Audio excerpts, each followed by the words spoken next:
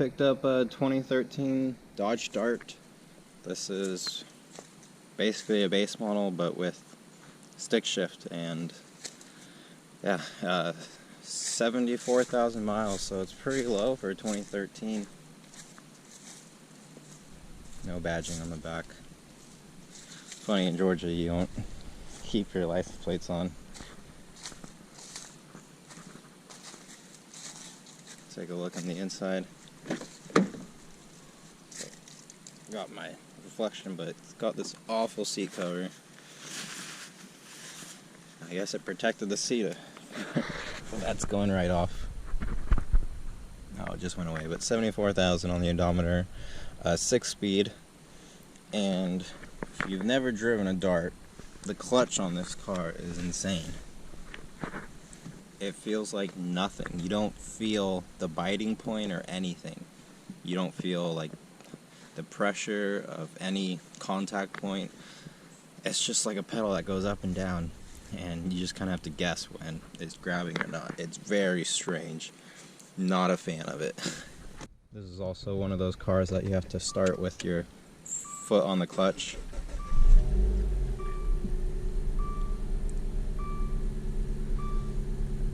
And yeah. Oh wow, the traction control light actually came off. That was a problem. It was staying on even though I was turning it on and off, but I guess I finally reset it. So let's show you what's actually wrong. When I turn the wheel,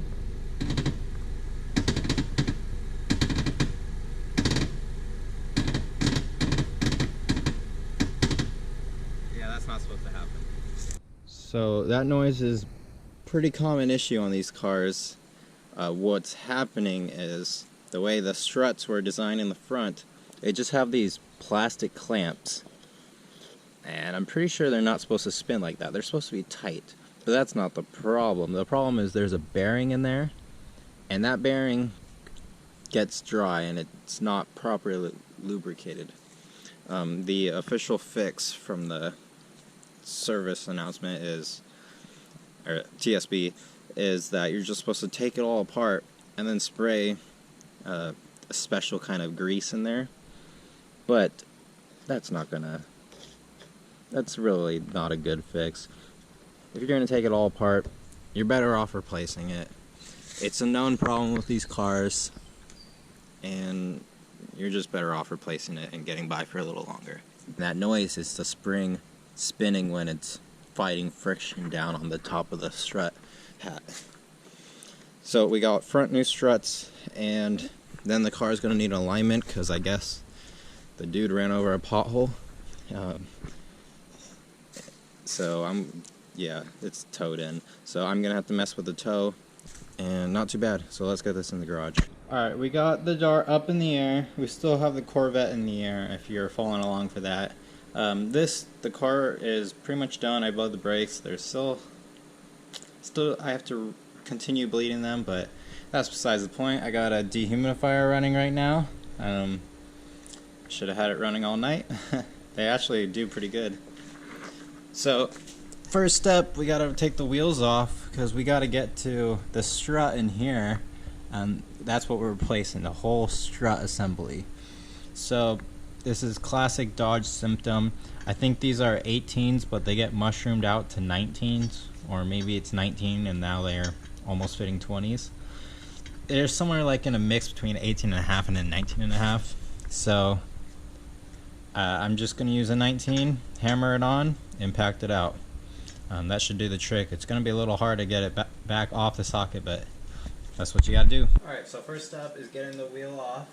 Apparently Dodge used studs on this. I got one of them off already. I guess they use studs. I did not know that. So I'm just going to fit a 19 on, hammer it in, take it out with the impact.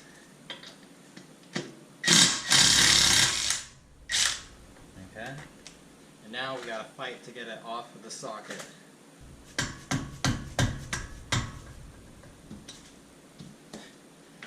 There we go. Just gotta do it 3 more times, and then the other side. I might need to. let me try it with the steering wheel.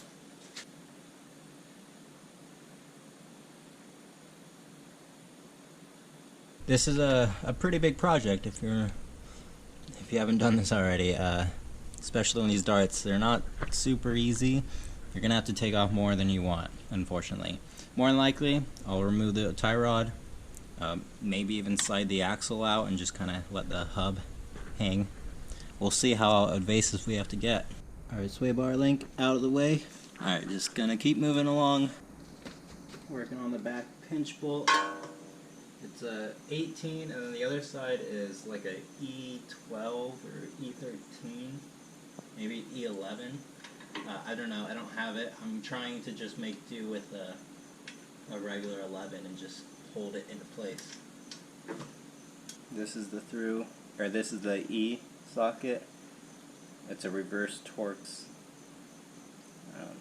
Yeah, so putting just a regular socket on to hold it in place didn't damage it or anything, so that's good. Now, what would be super nice is if you could unbolt the top and then just, you know, pull it out of place. It actually dropped down a little bit, but there is still quite a bit sticking out, and from what I read, it's not possible to just press this down with all your weight and lift that up. That's why we're probably going to have to remove some more stuff to get the hub to just kind of lay like that. There we go. Okay, that's not too bad. And it actually dropped down a little. So now I have a little wiggle room. So it should make it a little easier to pop out, maybe. Alright, I pressed down and it came out. It dropped down. So now we just gotta first find a spot for my light. Nope, you won't be able to see.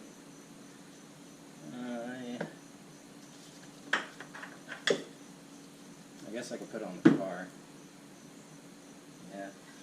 Alright, so now I just gotta press down on this, up on the strut. Alright, so I ended up buying this giant Milwaukee 3-pound hammer. If you've seen previous clips, I apparently didn't pack my big hammer, and I've never really had a big hammer like this, so it was time. I decided to take the tie rod end off, and yeah, it needed to be hammer out to knock out of there. So it's there. If you can see here, I have, this is the end of an axle and a jack. I was trying to jack the bottom of the tie rod end up out of the hole. Sometimes that works. This was a fight. It was a major fight, and I definitely need the big hammer to get it out, but we're just going to keep moving. We're going to see what else we have to take off. Probably the axle now. Worst case is axle and lower control arm. So.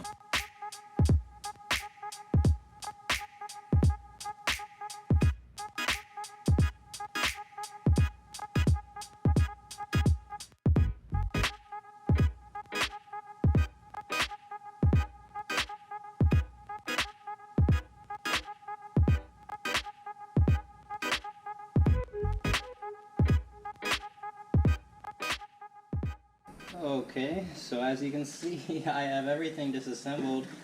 I meant to show the strut coming out, but so I had to put the top, these clips back in to hold it up while I was trying to fight the bottom out.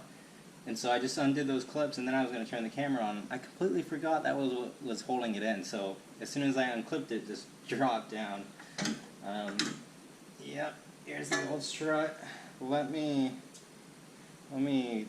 show you what I all had to take apart. Alright, so here's the mess. If you saw in the time lapse, I was trying to get the axle out, and once I got the nut off the axle, it wouldn't extend far enough. You have to remove the lower control arm from the hub in order to get the axle out all the way. And so I fought with trying to get the ball joint here for the lower control arm out of the way. Yeah, if you're doing this, give the rotor a couple pumps with your jack to lift it up a couple times. Like, have it lifted while you're pressing down on the ball joint and then let it down when you're ready to finally take it out. I guess that's what worked for me, having no jack lifting the car, just the ball joint ready, and then I gave it a nice push and eventually I got it out. The axle nut is a 36 if you're wondering, and it's a 6-point and not a 12. So yeah, we have the hub completely off the car. It's kind of crazy what the inside of this hub looks like. Just interesting. Okay, so we got that all out. There's nothing up there. I'll show you the top view.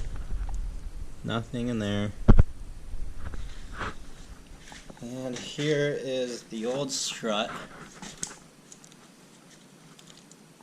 So what went bad is a bearing inside of here. Now I don't really have a way to demonstrate that it was bad, but you're gonna have to take my word for it. It was this. So as you can see, there are 2 spindles here and 2 hubs. Basically, if you take a look, that broke off. This big chunk of aluminum on this spindle broke off. That is insane. Basically, I had it all back together. I was tightening it, and bop. And I don't think I tightened it too hard. I mean, I definitely had it tight, but I don't think it should have broke, because that's insane. But as you can see on the inside, if you can, it is very chewed up. Let me show you on this. It is very rough. Now, I just picked this one up from the junkyard today, as you can see. On the inside, it's nice and smooth, so don't know what happened with this one. I'm assuming that's what my noise was. Unless the struts were bad too, but considering what I've seen, I'm guessing the top bearings were bad because it was rubbing like crazy inside of there. Anyways, we have new struts. This one's still hanging in. I'm going to fit this one in. We're going to get it all together and we're going to see if that fixed everything. Alright, it's been a couple days. We've had some unforeseen issues. So, as you see, we got 2 struts. These are both passenger side struts.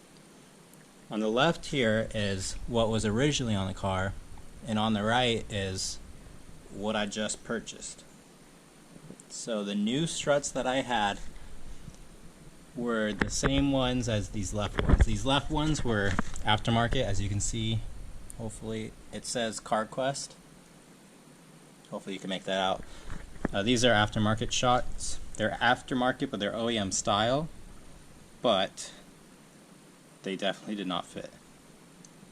These are completely OEM. These were off of a car at a junkyard. I ordered it from a LKQ online, and yeah. So the problem here is in the hub, or the spindle. Here you can see, this is one I picked out of a junkyard. Perfectly smooth. Now this is the one that broke, and hopefully you can tell it's very rugged. That dark color is grease, but don't mind that, but it's very rugged. So what happened was someone got these aftermarket struts.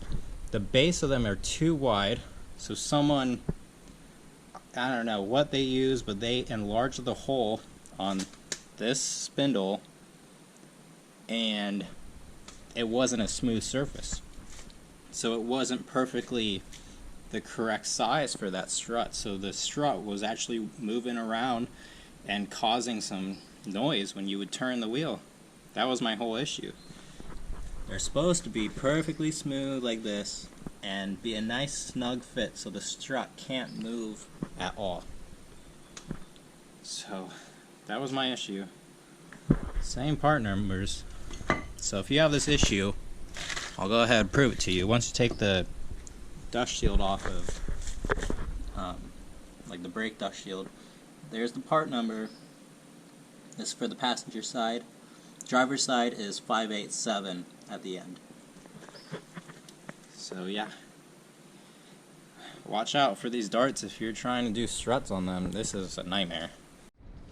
Alright, let's put the new spindle in and everything else. Put you on a time lapse and here we go.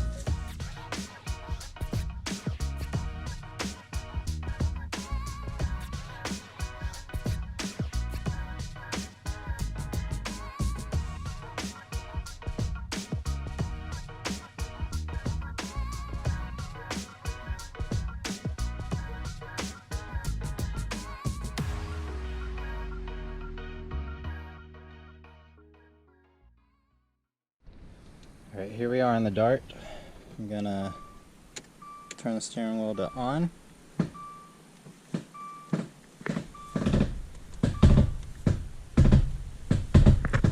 As you can hear, that did not fix the problem.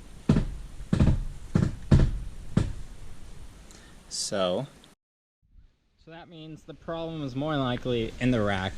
The guy said he hit a pothole. I think he hit a curb. Doesn't really matter. Either way, one wheel sticks out like that while the other doesn't. I'm not sure which side does.